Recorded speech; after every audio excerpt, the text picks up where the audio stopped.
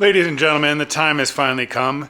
Since I have major ADD or just too many things to do and too many things on my plate at the same time, like I said, too many things to do. The 10 is still apart, but most importantly, Endurocross is coming up. So you know what that means? I basically need to build out my race bike. So, got some goodies so far. Need to kind of start taking stuff apart and see what else I need to order.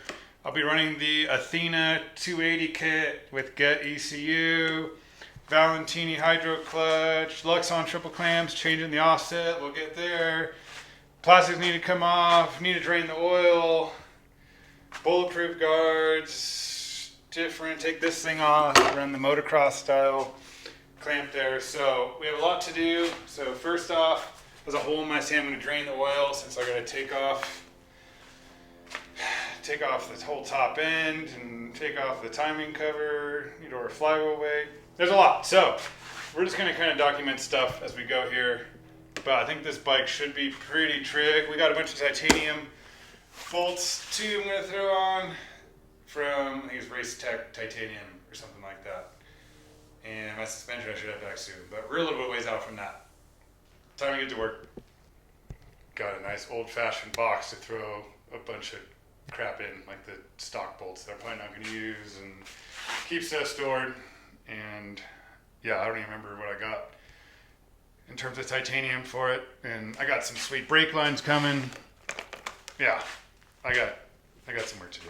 Keep in mind now, this bike has never even been started by me. So probably someone at the factory started it. So draining the oil. Probably gonna take foot pegs off right now. And since I got to change out the mount on that left side of the bike, and then I'll run tie downs and strap it to the stand. So we don't have any accidents once I get the oil drain. Just saving a bunch of weight right off the bat on the FX, getting rid of the whole kickstand and this steel mount. This is aluminum, so it's obviously not as strong, but there's just less going on, less things to hit. My big old foot always stands on this kickstand, so put these on. It's a race bike, so it looks cleaner, in my opinion. So we've stripped off quite a bit since last time we checked in. It just, I don't know. I didn't even figure out how to take it apart. It's putting it back together, that's the hard part. But for the first time ever, I took grip wire and hooked it to the timing chain. Because, I see other people do this, so now I'm ready. Now I know what I'm up to. This is my second 4-stroke engine. Well, I guess I did one back in like 2009 on the Sunoco 317 trials bike. But yeah, we're moving along here. I got the piston and cylinder for the Athena. Running 280 kit. I tried getting my hands on a 304, but I guess Morgan Spradling, he's going to call out in the comments, he's the only guy that has a 304 in the States that I'm aware of on these newer YZs. My kid took off somewhere. I don't know where she went. She was hanging out with me. So it's going to be a couple weeks out, and I basically just don't have that time to wait. And it would put me at the limit for Endurocross. So 280 kit this year, but it still has really good torque compared to the stock 250F. So it makes it a little bit easier to ride for me. I'm a prima donna. So we just had near catastrophic failure. Dropped the clip in before I even made an attempt, but clip's in now, got out with a magnet. And then here is the big bore kit. So if we check it out on the bench, you can just see there's more width, right, around that body. So obviously, I wonder if we should probably measure it and see what the difference is with the actual bore. But that's so you have more water jacket, right? So it spreads out so you can actually cool the engine. Obviously, way less material there than there. So I'm gonna go mic it out real quick just because I'm curious. Okay, so big bore is about almost 85 millimeters. And then it's kind of hard to do this one hand. Close enough. 76. Damn, yeah, 10 more. That's significant. Okay, very important. Don't be like me. Read directions first. I had some confusion, and I think I just got very lucky the first time I did it. But this ring, the top ring, goes in a very special way, and I did not know this because I'm a two-stroke guy. TT, I don't know what that stands for, but top. Whatever the indentation is, sits up. So I had to take it off because I wanted to make sure, and it was wrong. So thank God for double checking your own work. And then on top of that, come to find out that these bolts, this is why I started reading directions, one of these bolts to pull the head on and everything is longer than the other. And apparently it's this back left one. Back left one's longer. So Yamaha, I don't know why you did that. I'm not happy about this, but it is what it is. I don't know if you can tell on camera, but you need to get the timing obviously set on these 4 strokes. So take both these guys off, and there's a little arrow pointing up in there with an indicator. Turn the flywheel basically till the flywheel indicator signifies top dead center. For me, it didn't say to do this in the directions, but I found it easier to put the exhaust cam on first, just because I was fighting the spacing on the frame right there. So I got that one in, and then intake side, obviously it's backwards because it's Yamaha, and the exhaust comes out the back, but there's 2 dots, or there's multiple dots, but there's single dot, and you need those to basically line up and be more or less parallel and indicated on the top of the head. So that's how you do that. And if you want to look at the cams, they're both pointed like up at each other about a 45-degree angle. So that's it. Timing set. Okay, it's been kind of a busy day. Running errands, really crap weather outside. So catching up now on putting this thing together a little bit more. Still waiting on the GET ECU. Since he thought I had one already, he didn't send it to me. So I'm going to plug all these wires back in.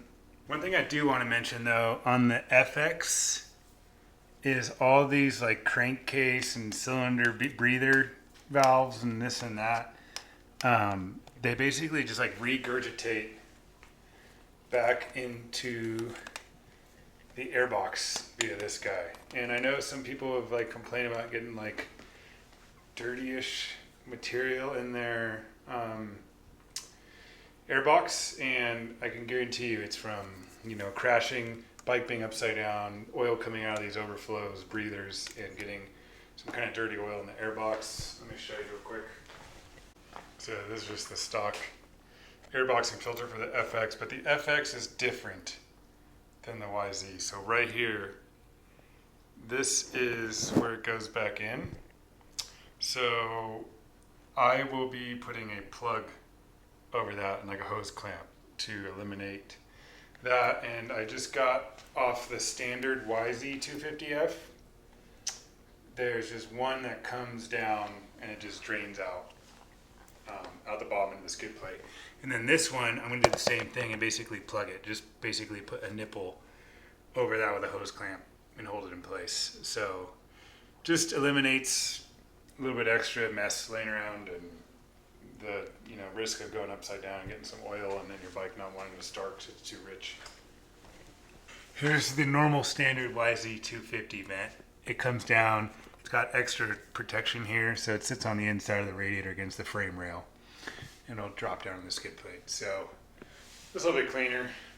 Check out how sick this is. They basically went through and have everything labeled. So here's brake line, rim lock, etc. This is just miscellaneous. So I do need a couple bolts up high to put the airbox back on. So I'm going to hopefully have some spares I can use. I'm installing my hydro clutch setup now. And if you look, here's the stock actuator arm essentially. So that you pull the cable, pulls the clutch that way, engages the clutch. So now with the Valentini, there's like this pretty trick bracket. Yeah, there's a super trick bracket that like mounts up in this position here, holds the slave cylinder, and now it pushes on this guy to actuate the clutch versus pulling. So honestly, the cable clutch is really easy, nice pull on this bike, but I'm worried about like getting it hot on the start and then having to adjust it on the fly through rocks is pretty hard to do. So that's why we're running the Valentini hydro clutch, and I'm running a 10 mil master, but I think I'm gonna maybe put on a different billet master just on the race bike so it looks trick, and it's a lot more volume in there. So I don't assume it'll get hot, but if it does, it's just more trick. So you can see now how the bracket mounts, and there's the little, I don't know, opposite of the plunger, whatever that pivot point is. And if you look, you can see it down through there. So then this slave mounts on there, and it's pretty important, I think, to keep this clean. So there's like a periodically routine, like take this off, re-grease, just so it's like a smoother feel. Because I've noticed on my two-stroke, when it starts getting dirty, you can kind of, so you can see now how the bracket mounts, and there's the little, I don't know, opposite of the plunger, whatever that pivot point is. And if you look, you can see it down through there. So then this slave mounts on there, and it's pretty important, I think, to keep this clean. So there's like a periodically routine, like take this off, re-grease, just so it's like a smoother feel. Because I've noticed on my two-stroke, when it starts getting dirty, you can kind of feel that little bit of grittiness, right? It's a little more exposed to the elements than a traditional slave that's like mounted inside the case. So that's where routine maintenance is kind of important on this kind of stuff. And then full line is installed now. It runs up here.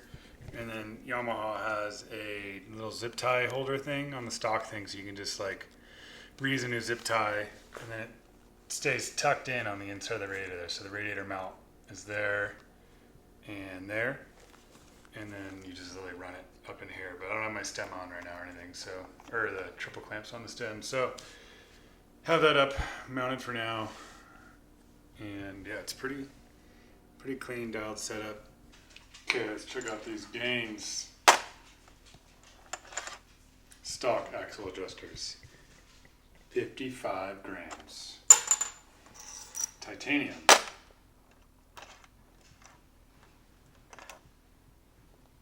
$30 grams.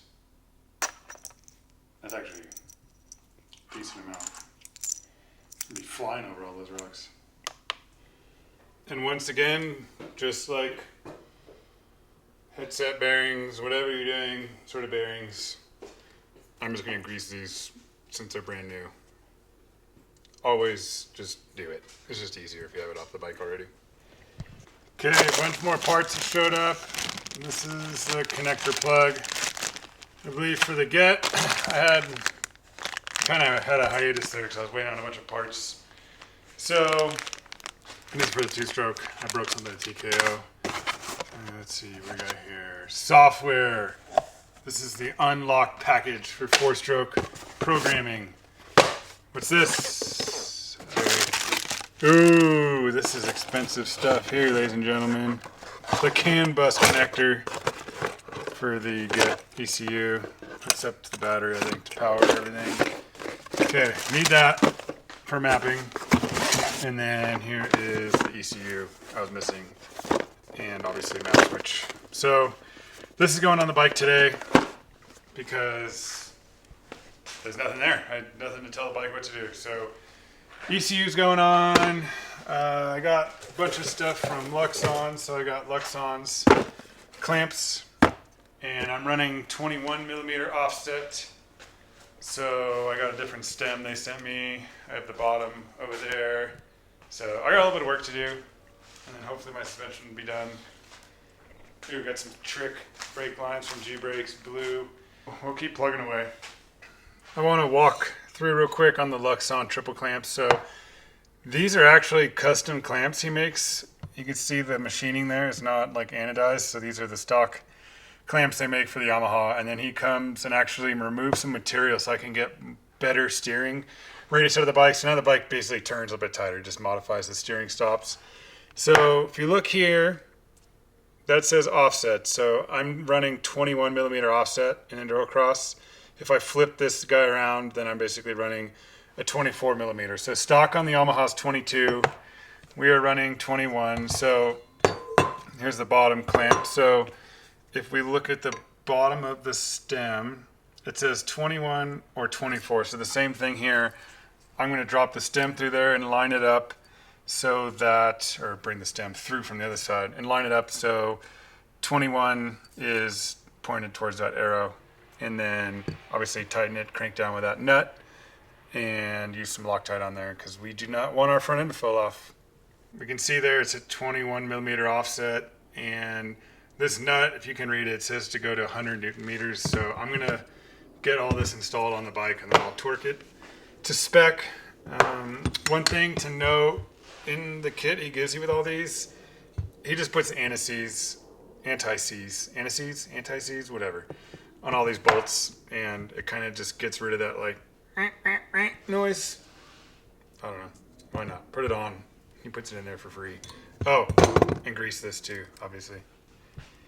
So I got this torqued to 100 Newton meters. I kind of let this a little bit loose so it'd pull the stem correctly to tighten that piece.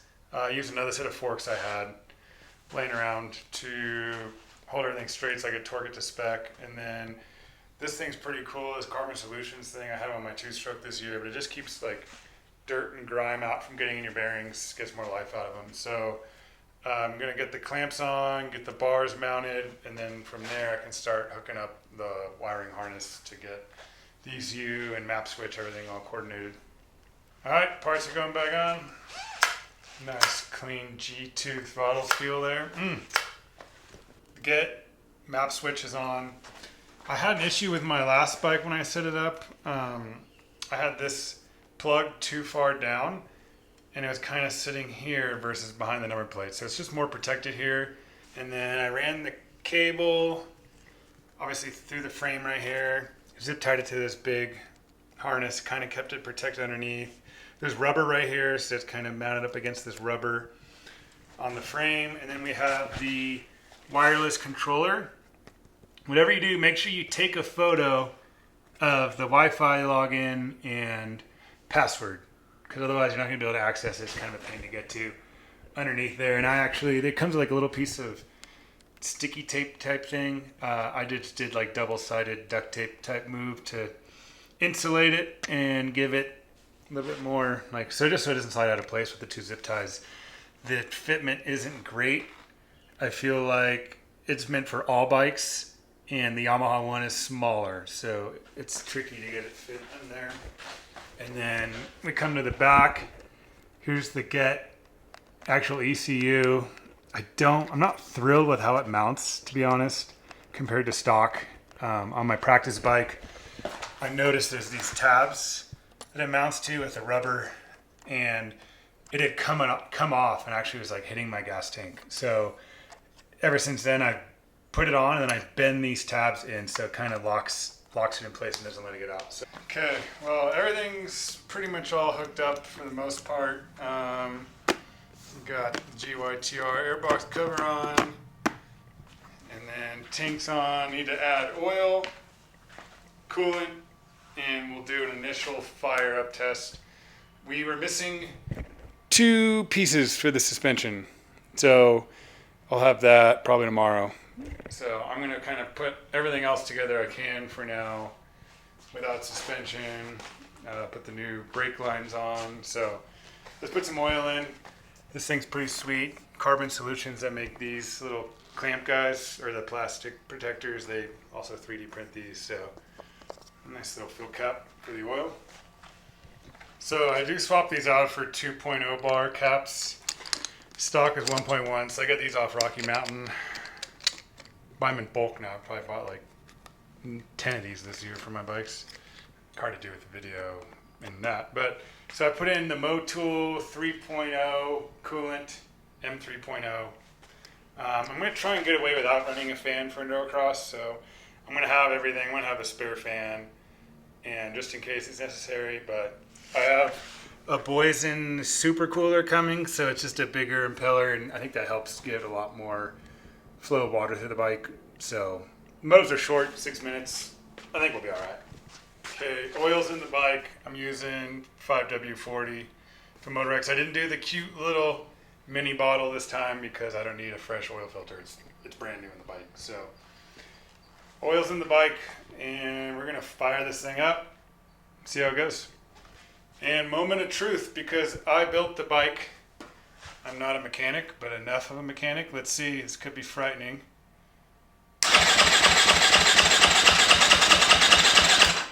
Okay, let's try choke. Give her a little bit of choke action here. Push that guy in. Da-da-da.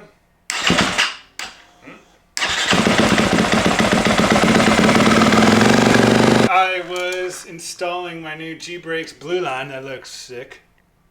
I don't know. Why not? It looks cool. It's also steel braided, so I'm not as worried about the rear. It's the front. I have a big concern. I really feel like the front brake of the YZ with the Nissan, I don't think it's the Nissan. I think it's the line that they put on the bike. It's just, you're having some loss, right? Because it's not braided. So I got some updated brake lines, and then I will be installing the Bulletproof guard so I can get that on there. Got the new G-Brakes lines fully installed. Use that little bleeder, and then I kind of just finish it off with the old pump up and release. I'm a big fan of the pump and release myself. So yeah, bike's running good. This is the GYTR Airbox cover. It just gets like a ton more airflow in through there, and I can cut these pieces out the back. It does have like these foam things to block air intake from stock. I actually did block the foam, and in my thought process, I want the bike to be efficient, right? So cold air intake, air dam, pulling all that air in. I actually blocked off some of the air that comes from here into the airbox. So I think ideally what I would do is probably cut these holes out for more airflow. And I think with Endurocross, you're not going fast enough. Imagine if you're hauling butt, ass, whatever, and air is just going to go flying over the top of the airbox and out here, and maybe not go in. I don't know, just theory. So I think with Endurocross, I'm going slow enough that I can open these up and it'll pull air kind of from everywhere. And the air from here will not be quite as hot as the air right on top of the engine. So I'm going to test one open, one not open. So I got another one I'm going to cut open. Let's see, we got a bunch of fancy doodads here. Got the ASV levers on. I got some sweet ties. These are little ASV things that allow the master cylinder to slide up and down easier, and some tie bolts from Racetech Titanium that just look cool. And here, I haven't talked about it yet, but this is a Flow Motorsports master cylinder that's like fully machined from one billet piece. So it holds a little bit more oil, and it just looks cleaner. Should have greater, more improved quality tolerance just because it's not a cast piece like the stock Brembo. Nothing's wrong with Brembo. This just looks cooler, and they sent it to me, so I'm going to put it on the bike. And then running the ASV adjustable levers here. This is a longer one. I definitely prefer the longer one. And I actually left the setup that Flow makes just because it's got the plastic, so it slides up and down a little bit easier. Some more sweet tie bolts there. That's obviously the map switch. So one thing I had to do is I actually trimmed both of these. I'm not going to run handguards for Endurocross. Don't really need them. So on both sides, the ASV, I don't really like the fact when it like goes up against the backside of the lever. So I trimmed these just to get them away from the lever a little bit. So the lever has a little bit better free play. Just a mental thing for myself more than anything. Also, I did install the GYTR ignition cover. It's just stronger, more durable, looks trick, with the titanium involved as well, of course. So I also did install a braided brake line from G-Brakes USA as well. It's blue. It looks sick, but I think this is actually going to be one of the bigger upgrades. I might actually end up doing this to all my bikes. Problem is with the stock one, I mentioned it, it's not braided, I don't think, and it flexes, and then that gives you a sponginess feel with the lever. This should be like instant, like a harder feel, not as spongy, so we're going to give that a go. I think it'll be good. Okay, here's the lifesaver. Right there. Just like that. Saves you a lot of time versus having to try and do that over and over again. Well, since nothing ever seems to go in my life quite as I have envisioned or planned it, waiting on a couple more parts to come in. I'm going to drive down to Tyler's house today because I go to Arizona in a few days. And we need to do a little bit of mapping on his dyno and kind of dial in the fuel I'm running from Sunoco. But he's missing, the suspension parts are showing up today at his house. So I'm going to load up my bike as is in my van and bring my other bike.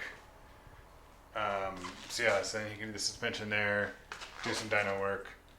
And then I have the rest of the bike. It's not much, but there's the Lincoln bolts, tank bolts, tamer whole shot device, a couple other things that'll mount once I get the forks. So yeah, but honestly, bike came out really good, minus a couple of little issues with delay of shipment on things. So we'll see if I can struggle getting this mini behemoth in the back of my van. Bike's in there safe and sound. Now headed down to Tyler's, since he met up with his UPS guy this morning to get all the parts I need to finish the suspension. And then we'll do a little bit of mapping. The bike is it's all done now. We got Tyler finished suspension on it. Do not have race wheels on. We got his 19-inch wheel, the slick, and we got the dongle hanging out. But factory mods, talk about real quick. So this is the baffle spark arrestor, no longer a spark arrestor, but we pulled it out of the FMF, and when you choke it down, it actually does help give it more bottom.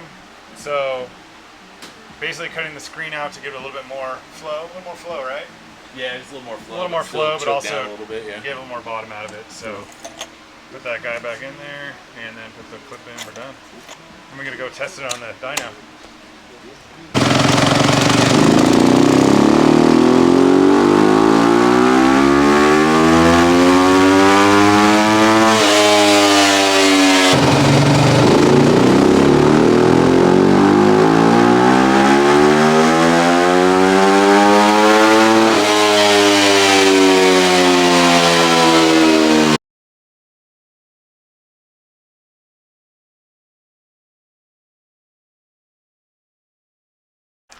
Well, we had quite the day today.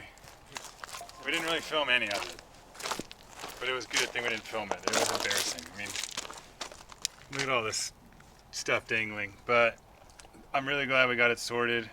We were about to scratch everything. I had the whole program tapped in, but it was you need 3 days worth of stuff to do it on the actual computer.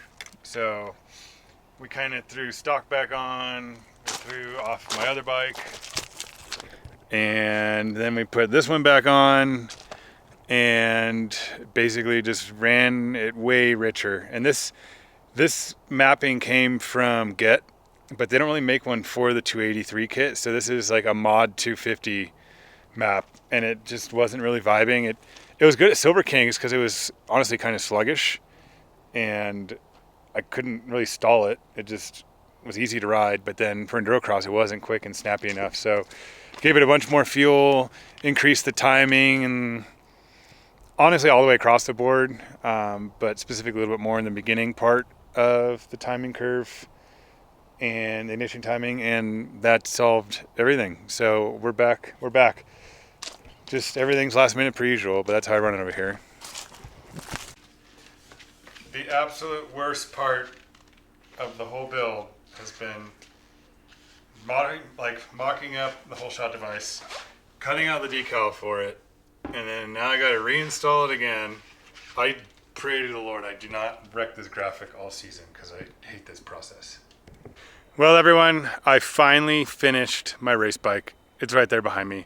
It's been quite a mission, to be honest, and still just honestly waiting for a couple little hardware pieces, but all in all, the bike is completely done. We did a ton of mapping yesterday, and I thought I didn't have much left, and literally spent about all day butting it up. So really stoked how it turned out. I mean, this is my first, I guess I did the WR from start to finish, but there was just way more detail involved with this bike. I mean, tons of titanium little bits, changing the offset on the clamps, specific Endurocross setting, the tamer whole shot device, G brakes, doing all new braided lines, obviously FMF, Recluse manual in there.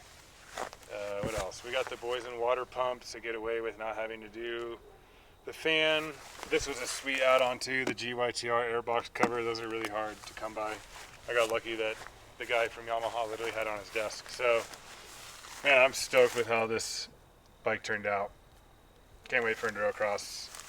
Shout out to all the sponsors for helping me get this done. It was quite the effort by myself with everything else going on. So IRC's been super pivotal with everything, and Bulletproof getting all the sweet guards to protect it, and trying out some new stuff from Nitro Moose as well, their ProLink system that's going to be coming out soon. So far I've been pretty happy with it. Get some more testing in, and yeah, do a full breakdown, I guess, in the description on this bad boy.